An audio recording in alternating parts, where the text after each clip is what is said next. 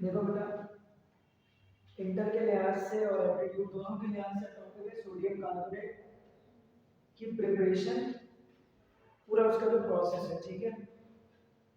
Inter के लिहाज से पूरा प्रोसेस है, पूछना है एमसीक्यू से पूछना है और सिमिलरली इधर ही से एप्टीट्यूड का भी पार्ट बनता है। पहले ये हो रहा था कि एमटेट के बच्चों को उसमें ये पूरा टॉपिक शामिल नहीं था अभी जब से पीएमसी पेपर ले रहे थे, लेकिन अगेन पीएमडीसी ने अगर पेपर लेना है तो लाजमी सी बात है यहाँ से एमसीक्यू आपका इसके प्रोसेस से निकलेगा ही निकलेगा, हर साल आता है। कुछ नहीं भी आया तो एटलीस्ट इसका कॉमन नेम पूछ लेंगे। तो Na2CO3 जिसको हम सोडियम कार्बोनेट कहते हैं, इसको कॉमनली मार्केट में किस नाम से पुकारा जाता है? सोडा ऐश के नाम से पुकारा जाता है। तो जब भी आपको कहेंगे कि सोडा ऐश है तो आपने क्या बनाना है? सोडा ऐश है that is the sodium carbonate Na2CO3, ठीक है। दूसरा पॉइंट, सोडियम कार्बोनेट जिस प्रोसेस के जरिए से प्रिपेयर होता है उस प्रोसेस का नाम क्या है? Ammonia solvate process. सही है। ये इंटर का भी एमसीक्यू है, एप्टीट्यूड का भी एमसीक्यू है कि Na2CO3 को सिर्फ इंटर और एप्टीट्यूड की बेटा असल में पैटर्न होता है। पैटर्न क्या है? किसी भी टॉपिक को आप जब पढ़ोगे ना, किसी भी चीज की प्रिपरेशन, जैसे टी ब्लॉक में आप जाएंगे, आप वहां जाके पढ़ेंगे एल्युमिनियम की प्रिपरेशन, अब आप पढ़ेंगे H2SO4 की प्रिपरेशन, HNO3 की प्रिपरेशन। तो जो बना रहा है उस बंदे का नाम, जिस प्रोसेस के जरिए से वो बन रहा है उस प्रोसेस का नाम, जिस अपैरेटस में बन रहा है उस अपैरेटस का नाम, ये इंपॉर्टेंट रहते हैं। तो अमोनिया सॉल्वेट प्रोसेस सॉल्वेट वो साइंटिस्ट था जिसने इस प्रोसेस के लिए एक मेन गैस अमोनिया को यूज किया था, इसीलिए इस प्रोसेस को हम क्या बोलते हैं? अमोनिया सॉल्वेट प्रोसेस कहते हैं। Now the next point that will be asked in inter MCQ as well. Raw materials क्या थे अमोनिया सॉल्वेट प्रोसेस के? So raw materials are sodium chloride, calcium carbonate and ammonia gas. Sodium chloride किस form में उसने हासिल किया? Sodium chloride solvate एक Bryan की शक्ल में हासिल किया that can be directly obtained from the natural resources.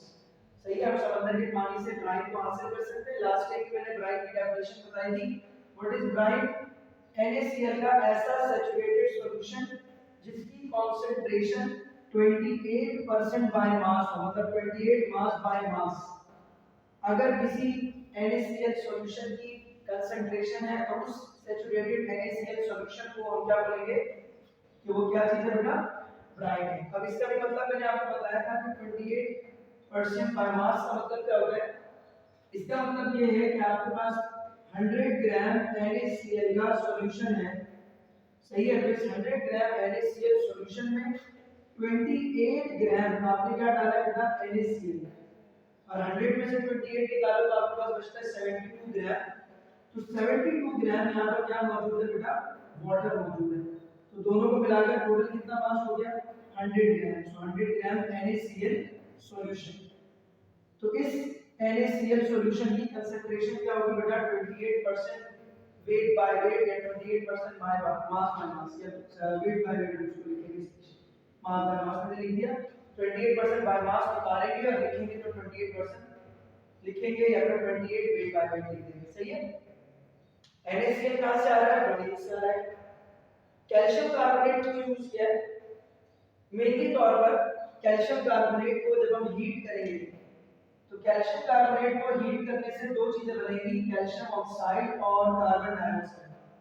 Carbon dioxide यहाँ पर मेन रिएक्टेंट के तौर पर हमें चाहिए होगा, और कैल्शियम ऑक्साइड दैट इज क्विकलाइन जो कि हम रिकवरी के लिए यूज करेंगे, सही है। देखो बेटा, ये कैल्शियम कार्बोनेट जो यूज किया जा रहा है ये एक ऐसा आइटम है यहाँ पर जो रिकवरी पर्पस में यूज होना है, इसका एक सब्सटेंस, और रिएक्टेंट के तौर पर इसका क्या यूज होना है? Carbon dioxide. And the one of the important gas जो कि बस इस प्रोसेस को चलाने के लिए चाहिए, जो बार बार रिकवर हो जाएगी, that is the ammonia gas. अब नाउ द नेक्स्ट पॉइंट जो कि पास्ट पेपर में एमकेट के दिखा है कि टोटल अमोनिया सॉल्वेट प्रोसेस कितने स्टेप्स पर कंप्राइज है? Ammonia solvate process is comprising of 3 different steps. कितने स्टेप्स से कंप्राइज है? 3 steps. Now the next MCQ, आप हर स्टेप के बारे में बताएं कि हर स्टेप का नाम क्या है। सबसे पहला step ammoniation of brine, second step carbonation of ammoniated brine, and the third step that comprises of further sub steps. तीसरा स्टेप जो है बेटा वो मजीद कुछ सब स्टेप पर कंप्राइज है, और तीसरे स्टेप को हम जनरली क्या कहते हैं, कन्वर्जन टू सोडियम कार्बोनेट। जो भी हमें मिलेगा उसको हम कन्वर्ट करेंगे इसके अंदर सोडियम कार्बोनेट में, ठीक है। Again you have to know कि अमोनिएशन ऑफ ब्राइन जो पहला स्टेप है, इस पूरे अमोनिया सॉल्वेंट प्रोसेस के अंदर जो टावर मेनली यूज किया जाएगा वो टावर है आपके पास अमोनिएटिंग tower.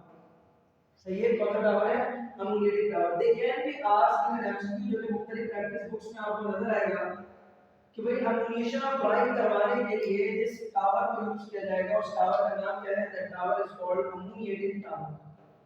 Now the next point you must know कि अमोनिएटिंग टावर ही क्यों इंपॉर्टेंट है।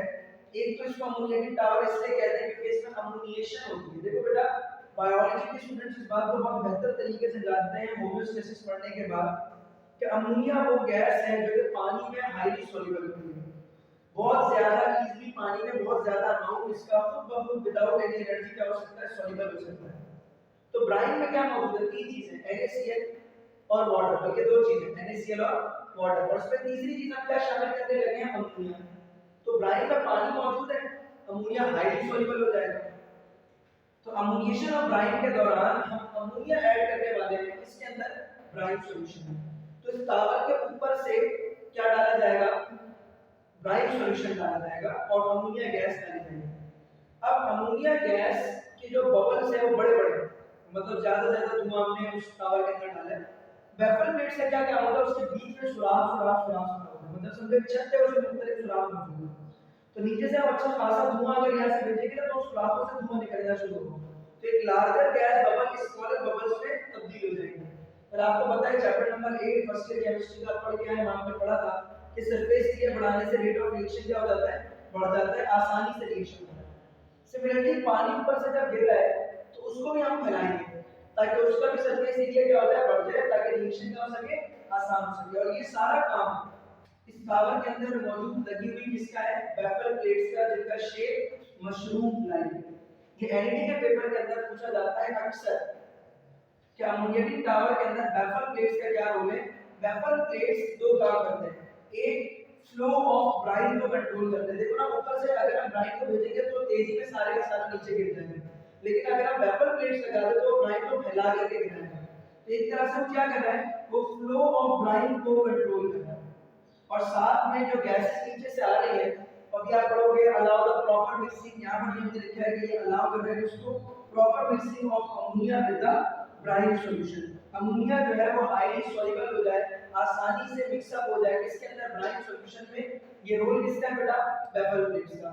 आप लोग इंटरव्यू पेपर देने वाले हो क्लास 12 के, तो उसके अंदर ये पूछते हैं कि बेफर प्लेट्स का क्या रोल है, तो ये दो रोल आपने लिख देना, तो आपको मार्क्स मिल जाएंगे, ठीक है।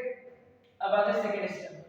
सेकंड स्टेप के अंदर क्या कंडीशन है भाई, सेकंड स्टेप के अंदर जाने से पहले यहाँ पर हमने क्या चीजें देखी, हमारे पास रॉ मटेरियल में था अमोनिया, वो हमने शामिल कर दिया ब्राइन के साथ, ठीक है।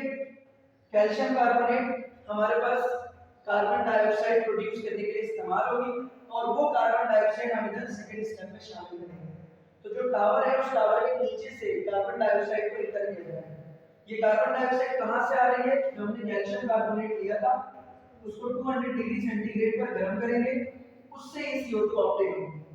तो जो अमोनिया गैस है वो किसके साथ मौजूद है, ब्राइन के अंदर मौजूद है। यहाँ ब्राइन के अंदर हमने अमोनिया को क्या कर दिया था, डिसॉल्व कर दिया था।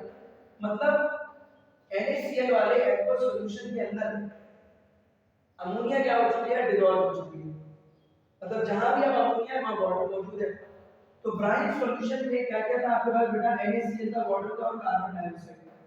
तो वाटर और अमोनिया किसको डिसॉल्व करेंगे मजीद अपने अंदर बेटा, कार्बन डाइऑक्साइड को, और क्या बना देंगे, अमोनियम कार्बोनेट, जिसका फार्मूला होता है NH4 2CO3। अमोनियम कार्बोनेट एक अमोनिया का ही कंपाउंड है। अमोनियम कार्बोनेट किसका कंपाउंड है बेटा, अमोनिया का ही कंपाउंड है। It can redissolve extensively in further water, it can dissolve easily further carbon dioxide. Ammonium carbonate ammonia का कंपाउंड है, और जैसे अमोनिया पानी में हाईली सॉल्युबल होती है, ये भी मजीद पानी में हाईली सॉल्युबल है। तो ये और मजीद कार्बन डाइऑक्साइड और मजीद वाटर मॉलिक्यूल को अपने साथ मिलाकर क्या बना देगा, अमोनियम बाइकार्बोनेट। तो ये क्या बना देगा, अमोनियम बाइकार्बोनेट। अगेन मैंने यहाँ पर लिखा है कि बैफल प्लेट अगेन दोबारा से क्या कर रहे होते हैं, चेक कर रहे होते हैं फ्लो ऑफ लिक्विड को, और कार्बन डाइऑक्साइड के जो बड़े बड़े बबल्स आ रहे होते हैं उनको ब्रेक कर देते हैं स्मॉल बबल्स में, ताकि बेहतरीन तरीके से ये रिएक्शन का ऑक्सीजन हो जाए। अब देखिए आपने अमोनिया के बारे में पढ़ लिया, CO2 के बारे में पढ़ लिया, वाटर के बारे में पढ़ लिया, किस चीज के बारे में पढ़ना चाहिए, NaCl। अब बारी है इसकी NaCl की।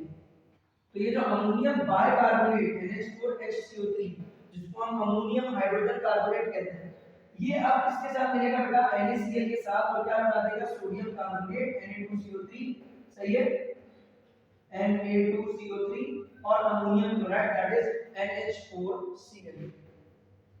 ये तो पूरे का पूरा ओवरऑल प्रोसेस है।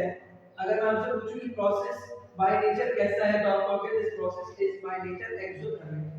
ओवरऑल प्रोसेस कैसा है, ये पूरा एक्सोथर्मिक है।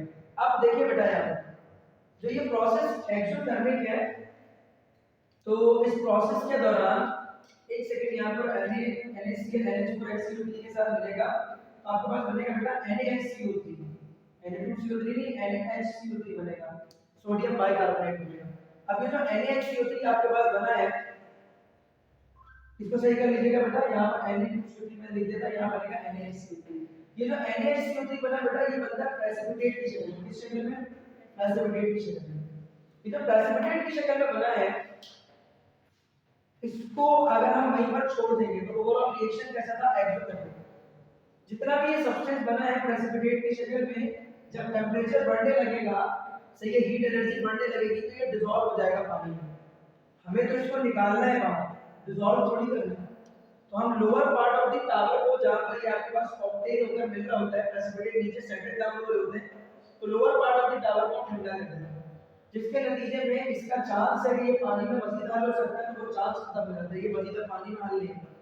वहां से हम टावर को ओपन करते हैं, सोडियम बाइकार्बोनेट को बाहर निकाल लेते हैं, उसको ड्राई करते हैं, हीट करते हैं, सोडियम कार्बोनेट बन जाती है, वाटर और कार्बन डाइऑक्साइड। जो कार्बन डाइऑक्साइड ऑक्टेन होता है उसको हम दोबारा से रिसाइक्लिंग कर देते हैं। सोडा ऐश जो आपके पास बना है दैट इज Na2CO3, इसको हम इस्तेमाल करते हैं एक इंपॉर्टेंट सोडा बनाने में, जिसको कहते हैं खाने का सोडा, सॉरी वॉशिंग सोडा, कपड़े धोने के लिए जो आपके पास वॉशिंग पाउडर में यूज किया जाता है। तो soda ash is recrystallized and converted to sodium carbonate decahydrate। Na2CO3.NH2 क्या नाम है, सोडियम कार्बोनेट डेकाहाइड्रेट। ठीक है, ये पूछते हैं फार्मूला बेटा आपसे, वॉशिंग सोडा का फार्मूला क्या है, वॉशिंग सोडा का फार्मूला है सोडियम कार्बोनेट डेकाहाइड्रेट।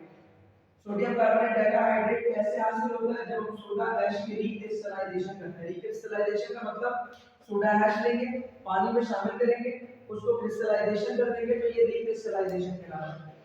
अमोनिया की रिकवरी कैसे होती है, इधर देखें, स्टार्टिंग में हमने लिया था कैल्शियम कार्बोनेट, जिससे क्या हासिल हुआ था, calcium oxide CO2। Calcium oxide recovery में यूज होगा। कैसे, कैल्शियम ऑक्साइड को हम पानी के साथ शामिल करेंगे, कैल्शियम हाइड्रोक्साइड बन जाएगा, और इस कैल्शियम हाइड्रोक्साइड के साथ जब ये अमोनियम क्लोराइड जो यहाँ पर बनी थी आपके पास, ये जो अमोनियम क्लोराइड है, हमें इसको हासिल करना है, हमें इसको किसमें कन्वर्ट करना है, इससे निकालना है अमोनिया गैस। तो इस अमोनियम क्लोराइड के साथ कैल्शियम ऑक्साइड जो है उसमें पानी शामिल करूंगा, तो कैल्शियम हाइड्रोक्साइड बन जाएगी। जब इन दोनों का रिएक्शन होगा तो बन जाएगा कैल्शियम क्लोराइड वाटर और अमोनिया गैस। तो कैल्शियम ऑक्साइड बेसिकली तौर पर जो क्विक लाइन है वो हमें हेल्प कर रहा है किस चीज में, रिकवरी ऑफ अमोनिया गैस। और ये रिकवरी किससे की जा रही है, अमोनियम क्लोराइड से। किससे की जा रही है बेटा, अमोनियम क्लोराइड से। So this is overall all about which process, ammonia solvent process, जिसमें जिस तरीके से आपसे आपसे पूछे जा सकते हैं आपके कैट में, और हमने यहाँ पर डिस्कस कर लिया। ठीक है, अब इसकी फिजिकल और केमिकल प्रॉपर्टी पर डिस्कस करके फिर नेक्स्ट टॉपिक पे